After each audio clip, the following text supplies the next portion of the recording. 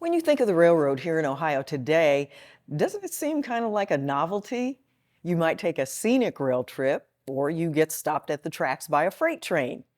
But if you went back in time before planes were an option, the railroad was the easiest and quickest way for people to travel across the country. In fact, during World War II, 1.3 million soldiers passed through the train depot in Denison, Ohio, which served as a canteen stop for soldiers traveling to serve in the war. Architectural historian Jeff Darby visited the Denison Depot, which now operates as a museum, and he took a tour of its unique exhibit space.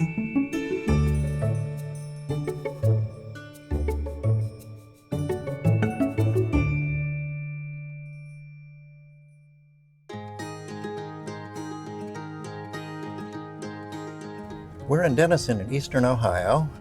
We're going to visit the railroad depot here, which has been a museum for some years. This was a busy railroad line at one time. It's just a freight route now. There's no more passenger service. That's been gone for 40 plus years. The Railroad Depot Museum here is doing wonderful things, and I think we're going to have a really interesting visit today at the Denison Depot Railroad Museum.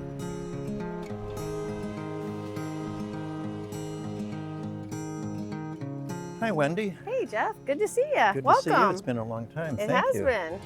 Well, here I am in Denison. I've known about the museum for a long time, but I don't know all of the history. Let's start with the railroad. What railroad are we along? Well, right now you're on the Genesee and Wyoming Ohio Central Railroad property, but if we go back in time, we're going back as earlier than the Pennsylvania Railroad.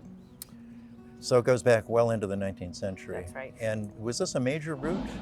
This was a major route. This is the most direct route from New York to St. Louis. The water stop between Pittsburgh and Columbus, and during World War II was part of the National Defense Railway route.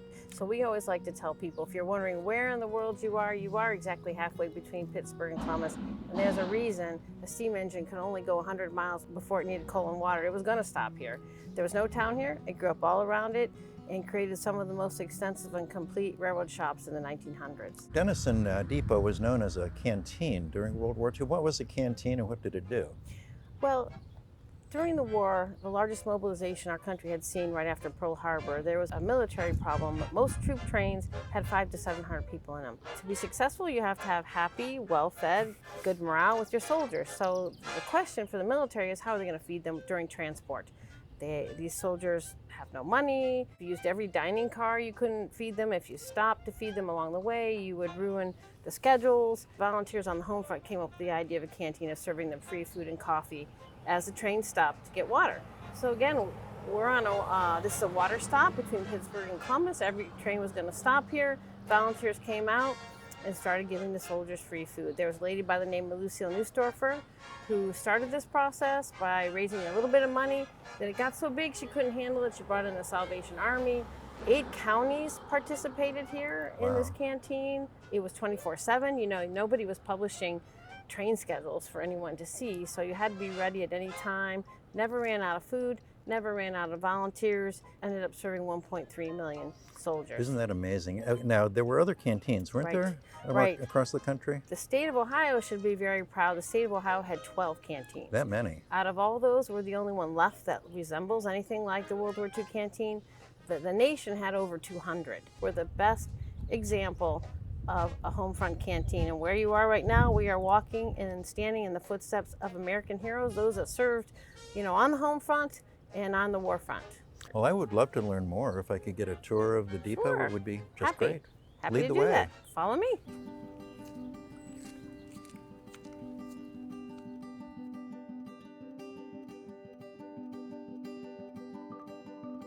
Yes, this is definitely a railroad depot. When was this built? 1873. It's early, Yes. earlier than I thought. Earlier. And for some reason never got torn down. So many have. Right. The village of Denison almost tore it down, but at the very last moment, when it was one of the last and only remaining railroad buildings left, it was saved by the community. The mayor decided to save it. Little did we know, years later, it would become a national landmark. So thank goodness he saved it. But where you're standing right now, this would have been the men's waiting room. This is where you would have come in, waited for your train ride, got your train ticket, and just sort of hung out till the train came. We've made it a little bit nicer than it was at the time. We've also taken a plaque. This plaque was actually awarded to Denison for its canteen service, and it used to hang on the outside of the building. But when the building was almost torn down, the community actually took the plaque off the building and hid it in a barn That was a until good they idea. were sure they could keep it, and they put it in here. And it actually was presented to the community for all the volunteer work and money they raised for the canteen during World War II. Boy, that really was such an accomplishment, and the numbers are astounding. 1.3 million 1.3 servicemen million, served. 13% of all armed personnel. So pretty much everybody's got at least one cup of coffee from Denison, Ohio, which was named Dreamsville, USA. Might have been their last memory, one of their last happy memories from home. And the ladies here took it very seriously and thought if this is their last memory, they're going to make it the best. They also felt that if we're taking care of folks here, other people are taking care of our loved ones in another place. To show that kind of love for those people is just really astounding. Yeah, there is no records. We don't know the people who stopped here. We know supervisors of the canteen, but what the town did get was tons and tons of letters afterwards. Still receiving letters, isn't that thanking something? them for the service and making a point of how that changed their feeling towards the war, towards traveling, from being afraid to feeling supported. So yeah, that's what the city got, was a lot of letters. Well, I'd love to see more of the building, maybe have- the women's waiting room and some of the other facilities. Yep, we have more to show you. Let's go Okay. to the women's All right. waiting room. The women's waiting room, considerably bigger, nicer than the men's, which seems appropriate. Why different men's and women's waiting rooms? It was just a normal Victorian custom that carried over to all railroad stations. This room, because of children traveling with the mother, men would smoke cigars or chew tobacco, so it was sort of polite to keep them in that room and the women over here. So the genteel here and the Yes. more savage Right. in the other room. And I understand there's some cars here that we maybe can have a look at on the interior. I can't wait to show them to you. Let's have a look. Follow me. Well, Jeff, I'm really excited to show you this wing to our museum. It's where we doubled our space for kids and other exhibits. This is a children's car, so kids can climb up into a Pullman bunk. They can cook in a dining car. The back end of this particular car is full of playhouses based on the railroad shops and yards. So you can look at the engine house and put some coal into the engine, go into the clerk's office and send some telegrams. And throughout the space, we've sprinkled artifacts and educational activities. So in a very fun way, kids can learn all about railroad history. Well, Jeff, now we're entering our hospital car. This is a rare World War II hospital car. The first thing you see are the doctors' and nurses' quarters. You can see the bunks. This would have been full of wounded soldiers waiting for medical assistance or surgery. Our staff's favorite are the sandwich bags. They're 50 years old that two veterans brought back to us on the 50th anniversary of World War II. So I don't know how many people save their sandwich bags and bring them back, but they meant that much to those soldiers to bring them back. The last part of this car is set up as a 1940s living room because we really want school kids to understand, what was it like to live in the 40s. You see the radio there for the fireside chats? Well, that's your TV. The rotary phone, the old stove, the old fridge. This was life in the 40s. And as challenging as it was, as you know, there was rationing going on. So a lot for kids to learn there. Jeff, this is our last exhibit car, very fun, curvy Art Deco car, where we decided to put all of the other claims to fame for Denison, Ohio. And, when school kids come here, we like to ask them, what is your town founded for? Every town was founded for a reason. So they start to think about their own local history. So we've seen the museum in the depot, we've seen the cars, but what are other things you do here? Well, we have other pieces to the museum. One of our favorite pieces is the model train room, where our volunteers have used Sanborn insurance maps to recreate what Denison looked like. Because if you go outside, you will never see it as a railroad town. No. Most things are gone. But it was a huge 40-acre tract of land, 3,000 people working here, and the model train layout, which they can push and watch the trains operate, really illustrates that. But as far as what else we do, we are open year-round every day except for Monday. We have a railroad festival here. We do Polar Express train rides, multiple events throughout the year, food truck fest, all kinds of things. We have a website and a calendar events that we would love to share with people. All they have to do is contact us. There's so much to see here when people come. It's got to be a wonderful experience for everybody. It certainly has been for me. Well, thank you. And we're always trying to make it bigger and better. So Many thanks for the tour. It's been Thanks for coming. a wonderful visit.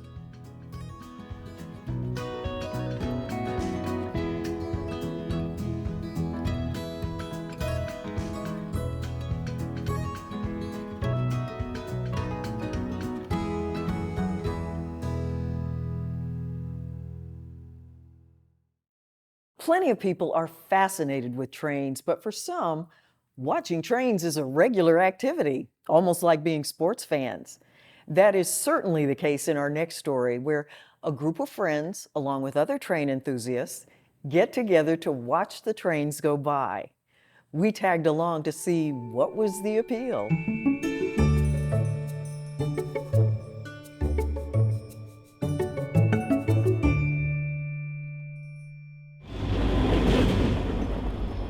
There's 8 or 9 spots just here in Columbus that rail fans and photographers will hang out just to see what goes by. Having been a kid, 10, 12 years old, and standing by the tracks and watching an engineer wave at you, that's one of the biggest thrills in the world.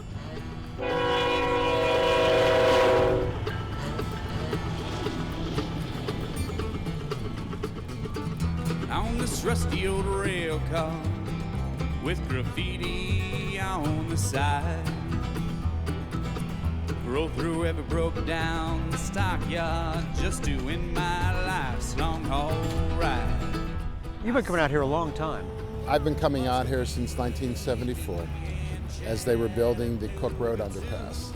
There is a strong community, eclectic. You see young parents with little children, you see older people. People come up to take pictures, people come up just to hang out. I think the common denominator, everybody has an interest and or love of trains. So it's really a social thing. In many ways, yes. There's a lot of different conversations from politics to weather. Much of it's centered around trains, model trains. When I was a kid, my grandfather on the east side of Pittsburgh used to go up street at night, and that's what he called it, and sit and talk with the old men. And I guess I've reached that point.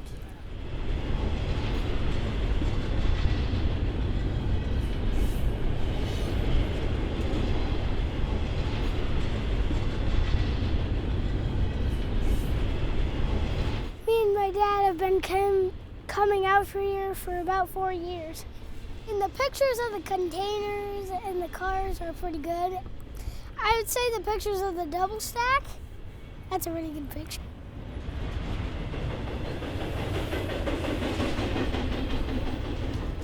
Brandon, what got you interested in this in the first place? Well, my dad always had Lionel trains in the basement, and my grandpa was always big into photography. So eventually, the two interests and hobbies combined, and it turned into this. I might go out in the rain or a little bit of snow, shoot some pictures every now and then, but I've seen pictures of yours that are like 2 o'clock, 3 o'clock in the morning, and it's dark and you're in some part of town that nobody wants to go to. What drives you to go after the photos you get? I always want the photos to be different, because like you said, nobody's going to want to go to that part of town at 3 a.m. to get a picture. In order to create a different scene, different lighting. What are the things that you have to consider when you're trying to set up for that NS freight that's coming across the Scioto River? I like to include elements in the environment and showing where the train is in the picture, something that people can identify with Columbus, like a bridge or a building, for example, the Levesque Tower. One of the main things is the lighting in the scene, or if the lighting isn't cooperating, an interesting train, something from a different railroad, like a railroad from out west, something that doesn't typically run through this area. What is probably your favorite photo in terms of what you had to go through to get it exactly how you wanted it?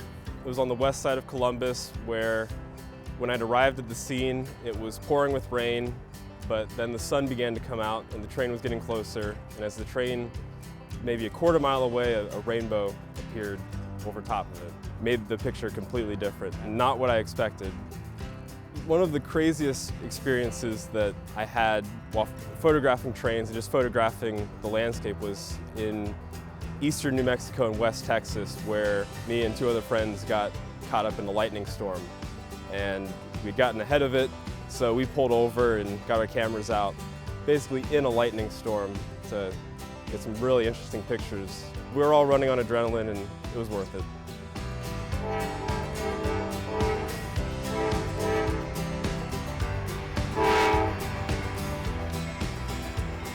Every now and then something unusual shows up. The summer before last, a rail museum down in Carolina hosted a gathering of the remaining streamlined locomotives. But there was about a half a dozen of them that came up through here. On a normal night, you might see one person out here. On that day, there were like dozens. There it is. Come on, we got to get across.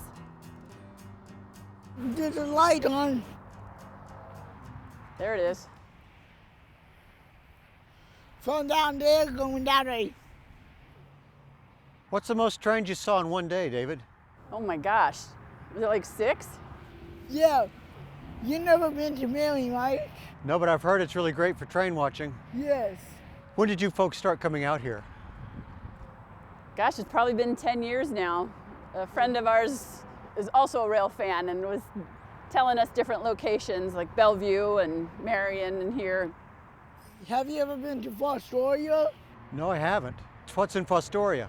It's a train park. Oh, really? Yeah, it's an Iron Triangle. But they built a platform there with heated bathrooms and Nice. Here it comes. I think it's a double stack also. I don't think it's double stack. I think it is.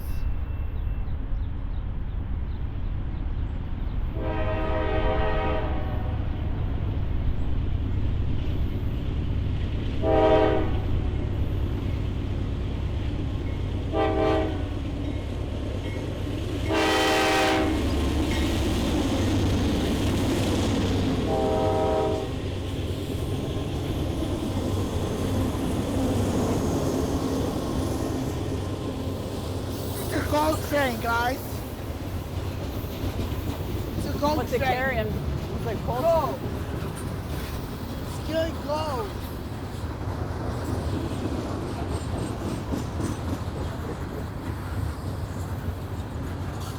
That's a long coal train. Yes.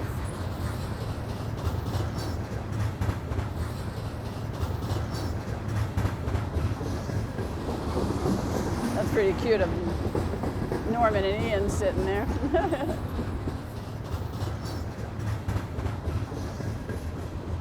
Have you always been excited about trains? Yes! Even when you were a little boy? Yeah! What's so exciting about them? I just love them. David learned so much from watching train movies. He could teach me about the engines and like the arrangement of the wheels and everything. Yeah. I was watching you guys while you're waiting for trains. You've got a lot of time to talk and just hang Yeah. out together, don't you? Yep. A lot of That's time to pretty visit. cool. Yeah. A lot of the conversation is, I hope there will be another train.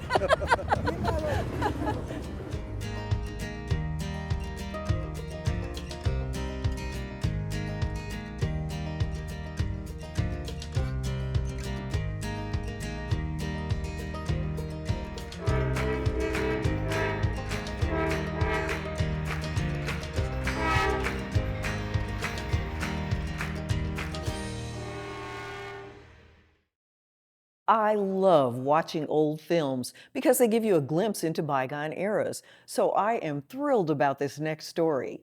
We've acquired an old film from 1932 that follows the Columbus, Delaware, and Marion Interurban on its journey from Marion to Columbus and back again.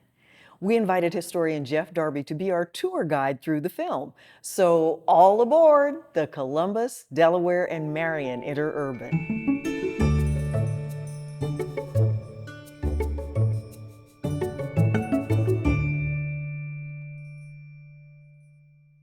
Transportation is important no matter where you live, and over time it's been the reason that places like Ohio developed.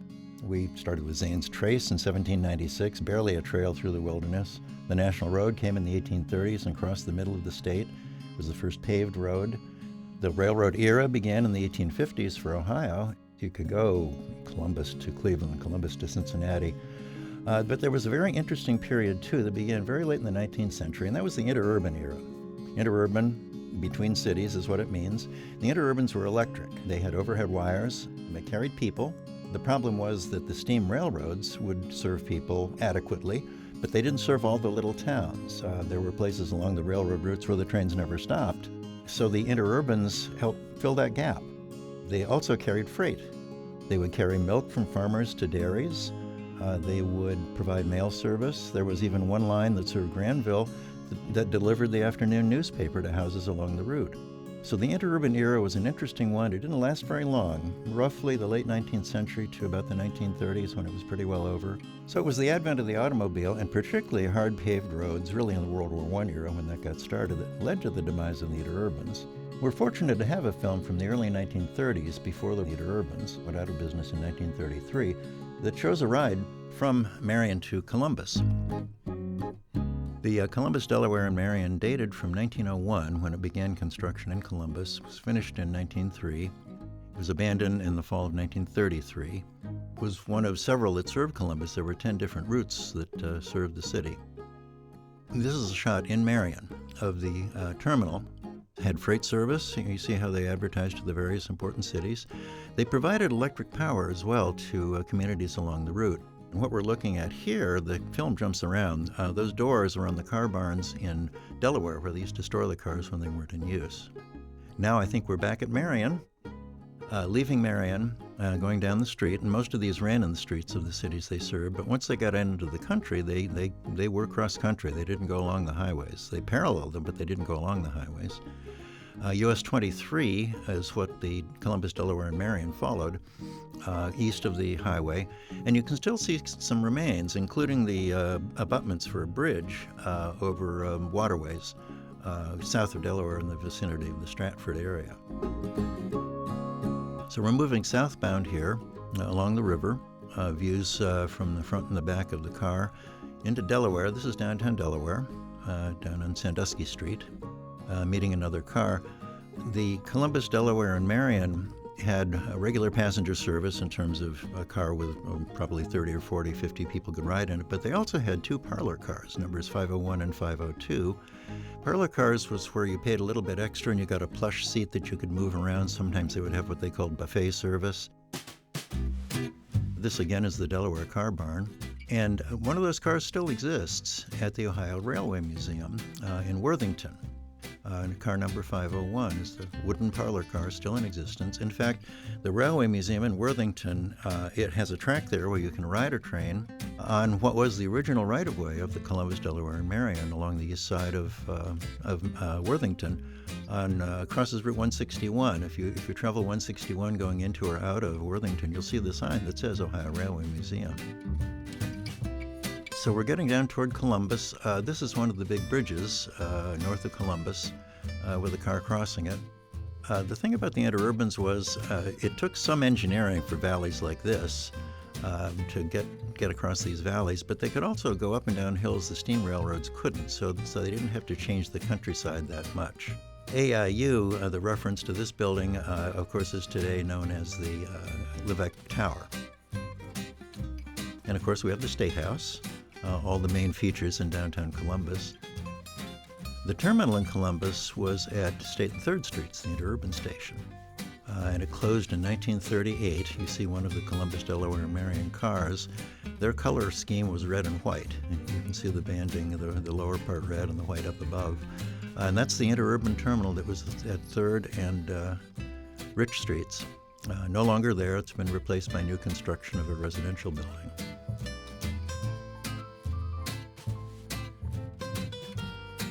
This is another view of that big bridge. This time you're in a car going northbound, headed back to Marion. South of Delaware, headed northbound toward Marion.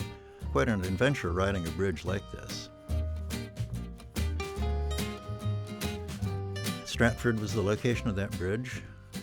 Here's another one coming into the southern end of Delaware, crossing the Chesapeake and Ohio Railroad, CSX now. The interurbans tended to go over or under the intervening steam railroads rather than crossing them at grade. That was usually what the steam railroads would not allow. They'd require the interurbans to avoid their routes entirely. Here it's meeting a southbound train on the Chesapeake and Ohio in the steam days. You could see how fast these interurbans could go. Some of them could go 60, 70, 80 miles an hour. There was a line called the Cincinnati and Lake Erie that ran west out of Columbus down to Dayton and Cincinnati, and they got well over 90 miles an hour. It's been an interesting ride, and having films like this is so valuable, more than just still photos, because you get a feel for what the times were like, the old cars, the buildings before they got altered, that sort of thing. We're really fortunate to have films like this when we can find them, and if by any chance you should run across movies like this, I would love to hear from you, and so would WOSU. These are valuable documents of times that are gone and won't be back again.